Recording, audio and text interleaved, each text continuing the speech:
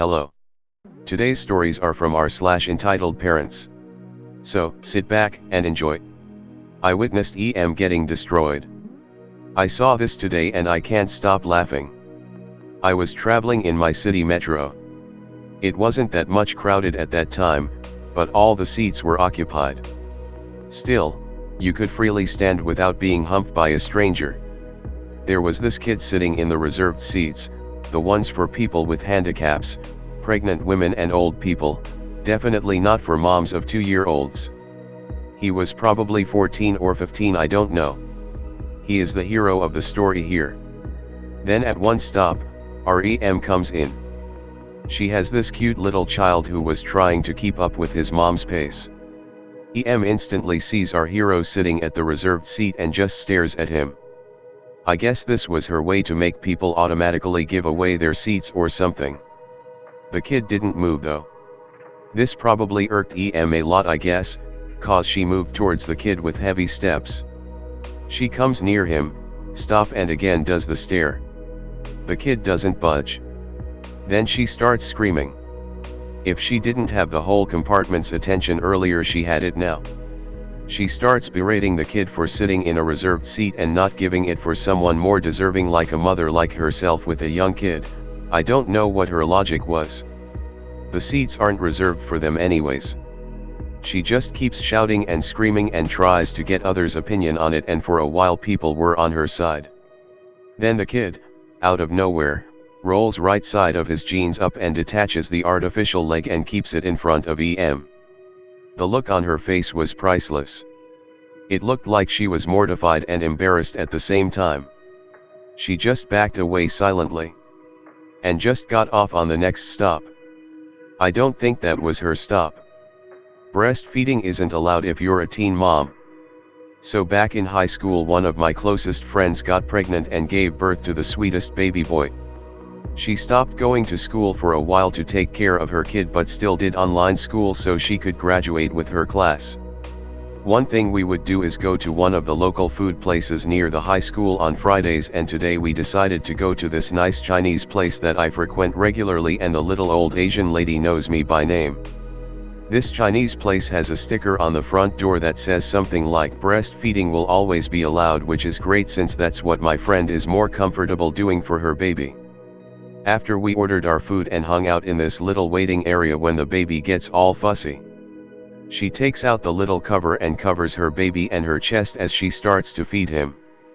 We keep talking until this woman and her son, who had to be around 10, comes in. I recognize the kid as one of the kids I looked after when I used to volunteer at a youth center. He comes up to me and starts talking to me and then asks my friend what she's doing with the baby. Before my friend could answer, the boy's mother cuts in. A disgusting thing is what she's doing. Don't you know better than to do that in public? And why are you even doing that if you're only a kid? My friend has an attitude sometimes, so I try to jump in before she would start to throw things. It's not illegal. And Mrs. L is fine with it. She has a sticker on the door. Mrs. L being the little old Asian lady by the counter who was just ogling the baby a second ago. She smiles at us and continues to write some stuff down. The mother wasn't happy about this and continues with her BS. I'm sorry, but I'm just not okay with a baby breastfeeding another baby. Can you please just stop? She says in frustration. Mrs. L finally cuts in, and in her broken English she says, nursing baby is a beautiful thing.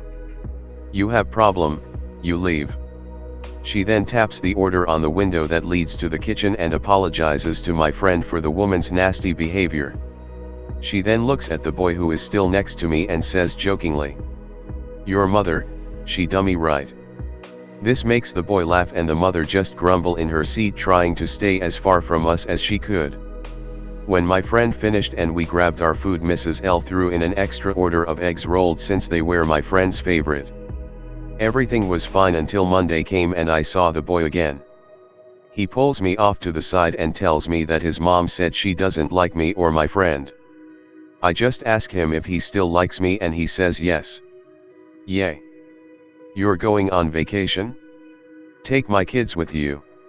My boyfriend's cousin, his paternal uncle's daughter, has 4 children. Each of her kids is the personification of the word bratty. The said cousin refuses to discipline them and constantly makes excuses for their behavior. She's also very judgmental of our decision to not have children. She has often made some snide comments towards me, implying that I'm the selfish cunt who is depriving my BF of the joys of raising children. For these reasons and for her generally entitled behavior, my boyfriend had cut ties with her. However, when he and I visited his parental home 3 days ago for his parents' anniversary celebration, we ran into her again. My boyfriend's dad had urged him to use this occasion to mend bridges with the cousin. So we both tried to make nice and engaged in small talk with her. During our conversation, BF mentioned that we were leaving for Melbourne for vacation in a few days. At this, cousin's eyes lit up. "Oh, that sounds like so much fun," she said. "My husband and I haven't gone anywhere since our honeymoon."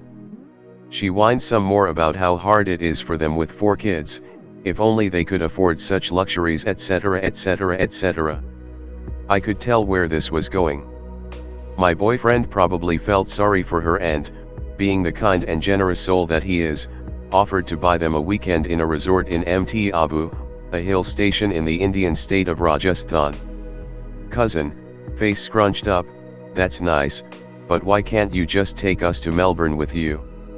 BF, getting a bit annoyed, but still patient, "Well, we want to spend some time alone together. Plus we'll be meeting some close friends there. Besides, Mt Abu is a beautiful place. Your kids will love it." Cousin, in the annoying Karen tone, "I still don't see why you can't take us to Australia. You're being so selfish, going on this great trip and sticking your family with a cheap weekend getaway." BF's mom, cousin's name, he's making a very generous offer. Either take it or leave it. Cousin, wearing the expression that morons wear when they think they've had a bright idea, "Oh, I know. Why don't my husband and I go to Mt Abu and you can take our kids to Melbourne?" Me, what? Cousin, it's a great idea. The kids can have fun in Melbourne with you too, and my hubby and I can enjoy a peaceful weekend. This way the kids can actually spend some time with their uncle. You never make time for them. BF, I'm offering for the last time. It's either the weekend in Mt Abu or nothing at all. And why the hell would we ruin our vacation taking care of your kids? Cousin, how can you say that? My kids are so well behaved. You'll have so much fun spending time with them. Besides, my husband and I could really use some quiet time together. You and shy girl turned sassy don't have any responsibilities. You have no idea how hard it is to raise 4 kids. You can afford this trip. I don't see why you won't share with family. BF, one more word and you're losing my Mt Abu offer. On hearing this, the cousin STFU. We all had dinner together and she was mercifully quiet. If only her kids had followed her example. You'd think this would be the end of it, but no. We had seriously underestimated her dedication to her Karenness. This morning, cousin showed up at my apartment with the kids in tow. I was shocked to see her, of course, and asked if something was wrong. She smiled and said, "I'm just here to drop the kids off." "You're leaving tonight, right?" After taking a second to recover from the shock, I asked, "Did you fall and hit your head on something? We told you we weren't taking your kids with us. What part of that did you not understand?" She then tried to convince me that my BF had called her later on and had agreed to take her kids. I knew this was bullshit and called it as such. Cousin became enraged and asked if I was going to break her kids' heart. Why would I break our promise, and how BF and I could be so cold?